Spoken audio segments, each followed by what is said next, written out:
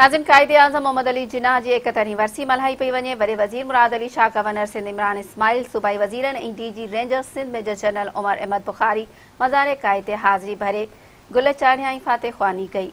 सिंध समेत सॼे मुल्क में पाकिस्तान जे बहानी क़ाइद आज़म मोहम्मद अली जनाह जी 71वीं वरसी अक़ीदत ऐं एहतराम सां मल्हाई पई वञे। वॾे वज़ीर मुराद अली शाह, गवर्नर सिंध इमरान इस्माइल ऐं सूबाई वज़ीरनि सईद खनी, जाम इकरामुल्लाह धारे जो नवाब शबीर बिजाराणी ऐं चीफ सेक्रेटरी सिंध मुमताज़ अली शाह मज़ार क़ाइद ते हाज़िरी भरी। वॾे वज़ीर मुराद अली शाह ऐं गवर्नर इमरान इस्माइल मज़ार ते गुलनि जी चादर चाढ़ी ऐं फातह ख़्वानी पिणु कई। सिंध हुकूमत जे तर्जुमान मूजिबि वॾे वज़ीर मुराद अली शाह क़ाइद आज़म जी मज़ार ते हाज़िरी दौरान महिमाननि वारी बुक ते तासुरात पिणु लिखिया।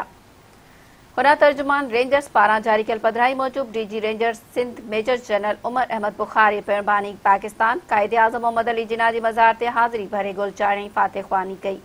ॿिए पासे सिंध समेत मुल्क जे मुख़्तलिफ़ शहरनि में क़ाइद आज़म मोहम्मद अली जनाह जी वरसी जे मौक़े ते तक़रीबूं मुनक़द करे खेसि ख़राज अक़ीदत पेश कयो पियो वञे।